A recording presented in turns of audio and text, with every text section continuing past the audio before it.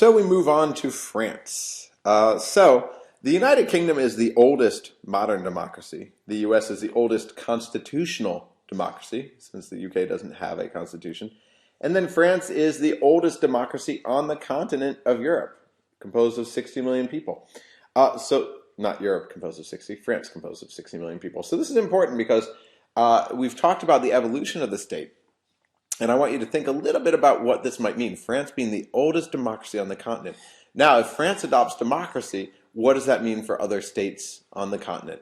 And we'll talk about this with respect to Napoleon's rampage and all that, which we've talked about a little bit earlier.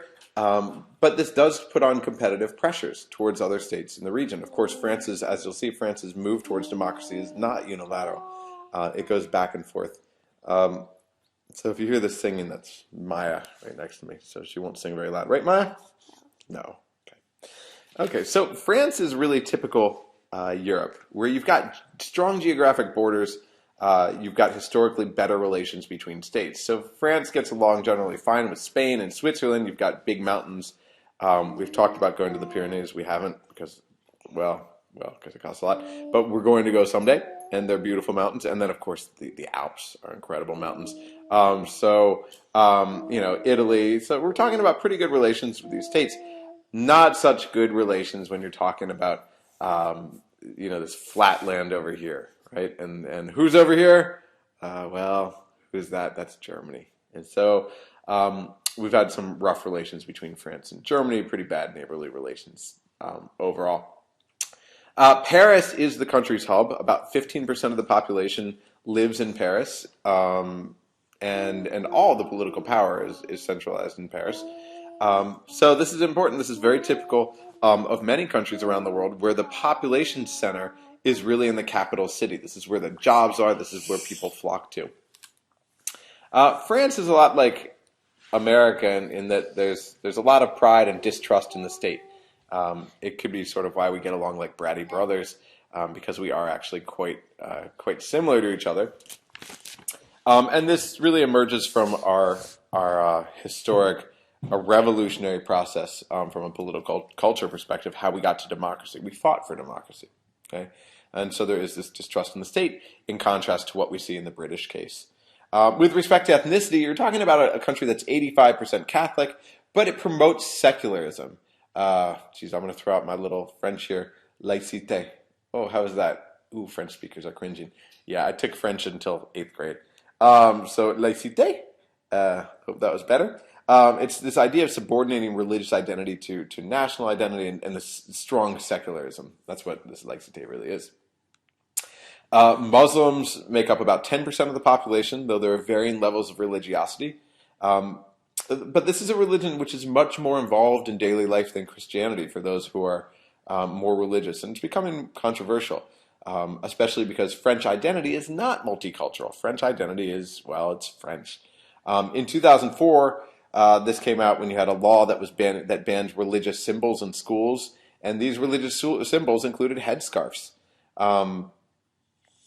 Actually, many young Muslims appear to support this, but it's been very controversial. In 2010, you had a law banning the hijab, the full veil in public. So again, this frequently comes out, and this highlights this conflict between natural population decline and the need for immigrants, and then what sort of immigrants you want to have. They're not all going to be French. So we'll talk a little bit about French evolution before we get into France's institutions. The map that you see here, right over here, is a map of France at the death of Charlemagne, and it really broke up into little pieces. France is a great example of the lessons from the state-building literature, where you had the Frankish under Charlemagne who united in the 9th century, and then you had the first unified state in all of Europe. Okay, so going back to our state evolutionary lesson, this is the first unified state. It's also a personalistic regime, and given what we learned about state building, we can talk about what might account for the unification of France before the UK, and I'll give you a little pause. What might account for this? Why the unification of France before the UK? Competition. Bang. The UK was on an island. They didn't have enemies all over the place. France did. And so this is what happened. France unified, became a strong state. But then, hey, look, a personalistic regime, what happens to personalistic regimes when the ruler dies? Well, you get a struggle for power among those with ambition. And so Charlemagne dies, and sure enough, unified France breaks up into small feudal kingdoms. Each ruler is really looking to get more by squeezing out what he can from the commoners. And this evolutionary process plays out. Each of these kingdoms centralizes authority within its own territory. They have bureaucrats who can tax. They have kings who can authorize the taking of money and spend it on defense and make any laws that they might need. But gradually, over the course of time, more and more power comes to one king in the name of protection. This king conquers or encourages others to submit to his authority in the name of this protection. And eventually you have this odd form of co-optation where you've got the clergy, known as the first estate, which administers the legal system. You've got this aristocracy, known as the second estate, which executes the king's wars. And then you've got the mercantile elite, known as the third estate, which gathers taxes. So they've each got, they remind you in some ways of the whole feudal evolution, which we talked about in the British case, which was also going on in France, this movement from feudalism. And so there was this sense of obligation and responsibility. So the clergy administers the legal system, the aristocracy executes the king's wars, and the mercantile elites gathers the taxes. Everyone's got their role. All these groups, these three estates, got to be represented in the Estates Générales, which was a pseudo-parliament founded at the start of the 14th century. Although not all these groups were in it until the 15th century, so it took a while before the mercantile elites and everybody was actually represented there. So the Estates Générales was really critical to the French wars. And remember, this is Europe, right? We're talking about wars all over the place. These city-states that are evolving, turning into states, trying to get the better of other states. And so you've got wars going on. And Parliament, this Estates Générales, this proto-parliament, allows the king or queen, whoever's there at the time, to levy taxes. And Parliament actually administers the taxation system, thanks to the clergy. So after the 100 Years' War, interestingly enough, after the 100 Years' War, Parliament actually renounces its. Are you eating candy? Not anymore. Not anymore? Okay, no eating more candy, okay? Sorry. This wouldn't happen in class, would it? So after the 100 Years' War, this Estates Générales actually renounces this right to levy, to allow the crown to levy taxes. They give it back to the monarch. And this makes them redundant. And so Louis XI in the 15th century begins to ignore the Estates Générales and strengthens more and more until Louis XIV, a few centuries later, declares that he is the state. So the Estates Générales really fell to the side. Now the problem for any king, as we've noticed in the British case, both in the case of the UK and in the case of America, is you can only levy so much taxes, and you can only get away with it for so long. There's only so much you can squeeze. And so in France, the countryside was starving. They were out of cash for wars. And so Louis XVI needed some sort of representative body that would allow him to squeeze a little bit more. And so he convened the Estates Générales in 1789. So why did he do this? He did this because he was broke. Okay? So he didn't do it because he was a believer in democracy, but he did it because it was in his own self-interest. The same reason that King John signed on to the Magna Carta. So the Estates Générales comes together in 1789, and there's a procedural fight because the third estate, this mercantile elite, wants a greater role in this parliamentary body since they represent more people. The king says no. And so people go out, they protest, they revolt, they storm the Bastille, which is the jailhouse, on July 14th, 1789, and this is the French Revolution. So here you have the storming of the Bastille, and here you have the nasty stuff that follows, which we'll get to in a second. So the Third Estate establishes a new National Assembly and issues this Declaration of the Rights of Man and of the Citizen. And this is a first step towards a constitution. It defines a single set of individual and collective rights for all men and ostensibly women. Everyone says men, though. These are natural rights. These are universal. They go across time and space. You're born into them. And in fact, here's a quote: "Men are born and remain free and equal in rights. Social distinctions may be founded only upon the general good."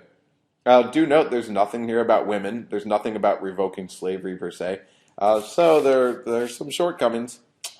And this is how democracy evolves in all the advanced democracies, which raises a question. Well, I'm not going to ask that question now.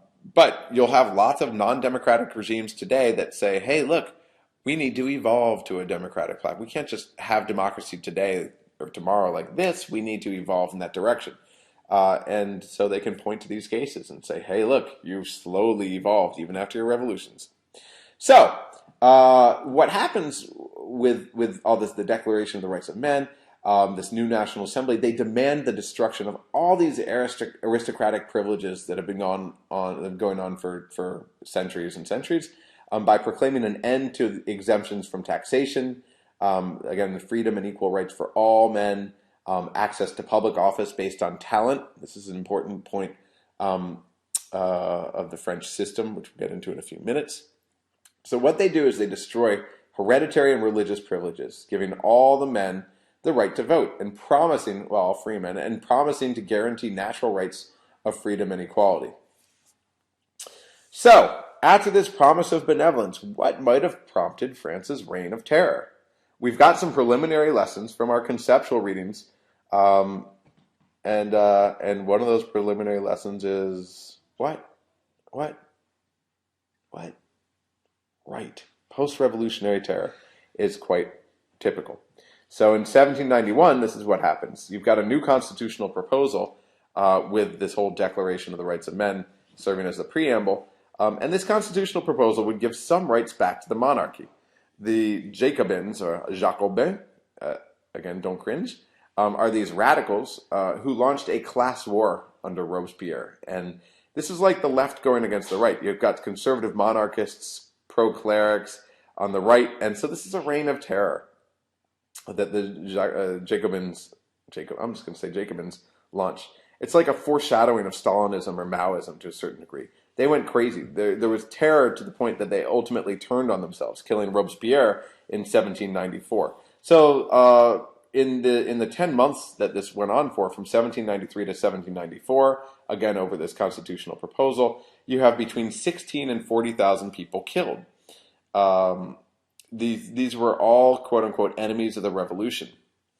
The way they died were, as you see in this slide down here, the guillotine. Revolutionary tribunals condemned them to the guillotine, cut off their heads, and that was it. So if you look at the division of who died in this, it's pretty interesting. 18% of the victims were aristocrats, so from the old order. 6% were clergy, again from the old order. 4% were middle class, and you could argue that there were maybe some of the mercantile elites who were aligned with the old order. But then 72%, nearly three-quarters, were workers or peasants. And so these were the people who didn't benefit under the old order and were certainly not benefiting under the new order because of this reign of terror. These were people, and why were they killed? They were killed because they were accused of hoarding, evading the draft, desertion, rebellion, or other purported minimal crimes, but not sticking up for the revolution. So lots got, quote-unquote, caught up in the revolutionary violence, as frequently happens. Eventually, a weak government is established. It's a very ineffective government, and it goes on for a few years. And then you've got a typical resolution. What do you expect to find if you've got a weak government that isn't capable of providing for the people's needs, that people think is inefficient, ineffective? Well, who steps in? Ding, ding, ding, ding. Yep, that's right, the military. So you've got a military coup. And General Napoleon Bonaparte launches his coup, and he does this in order to, quote-unquote, finalize the revolution. Again, what does the military do? Well, they do the same thing. They want to fix things. They want to put us back on the right path. And so that's what Napoleon does. He wants to see equality before the law, the separation of church and state, meritocracy in the civil service. And he promises all these great things, and then he turns dictator. But like many, he was a dictator who people supported because he was certainly better from the commoner's perspective than the chaos that they emerged from. this inability to govern. So maybe we need a dictator now, was the sort of line of the day. Peace and stability is nice for voters or a population who no longer can vote. And so they did vote in an 1804 plebiscite to make him emperor for life. So he launches a coup, series of wars. Well, let's take this in a separate slide.